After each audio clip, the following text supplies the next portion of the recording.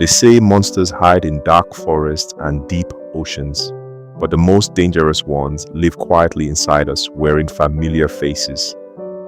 In a small lakeside town called Mirale, where evenings carried the smell of roasted maize and distant rain, lived a young man named Kehinde, bright, talented, full of ideas, but trapped by one silent habit. A habit he assumed everyone had, because everyone around him did it too.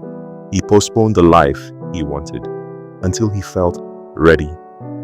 Dreams, later, plans, later, calling, later, and later became the most comfortable prison he ever lived in.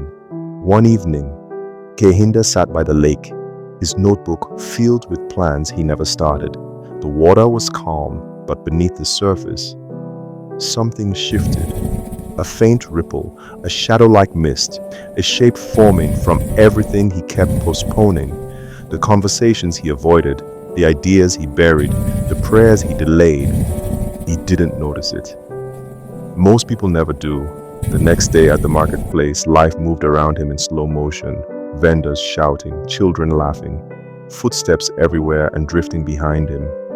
That mist-like figure, silent, patient, feeding on every "I'll do it tomorrow." Every hesitation made it bigger. Every excuse sharpened its form. Every postponed step strengthened its presence. Still, Kehinde felt nothing. Because that's how familiar destruction works. Quiet, ordinary, comfortable. That night, rain soaked the town. Kehinde hurried home, tired and frustrated. He shut his door, lit his small lamp, exhaled, but the fog slipped in after him, through the cracks, as if it had always belonged there. His lamp flickered, shadows trembled against the walls. Then, slowly, a figure took shape. Not a beast, not a spirit, but a towering form built from unfinished tasks, ignored nudges, abandoned goals, and silent fears. It didn't need a voice to speak. Its presence said everything. "You created me." Kehinde froze, not from the creature, but from the truth he finally saw. This wasn't superstition. This wasn't folklore. This was his habit, his delay, his disbelief in himself, personified. The dangerous habit everyone thinks is normal. He sank to his knees, breath sharp, heart pounding. Memories flashed. Every moment he talked himself out of progress.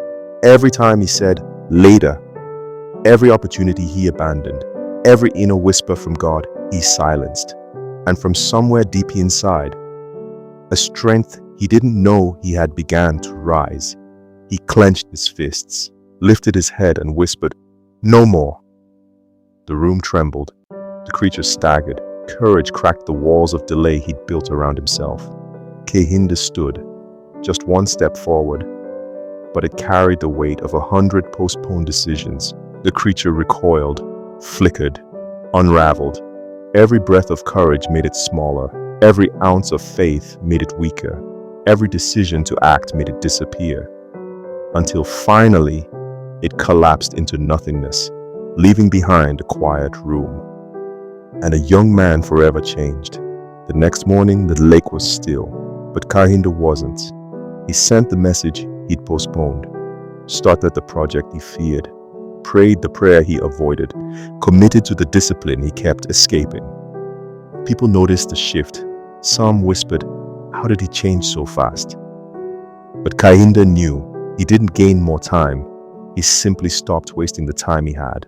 The deadliest habit isn't fear or failure or weakness. It's telling yourself you will fix your life tomorrow, because later is the quiet thief that steals destinies without making a sound. What have you been postponing? What dream? What healing? What assignment? What step have you been pushing into the future? Share it, speak it, encourage someone else. Break the cycle today. Lord, free me from every habit that delays my purpose.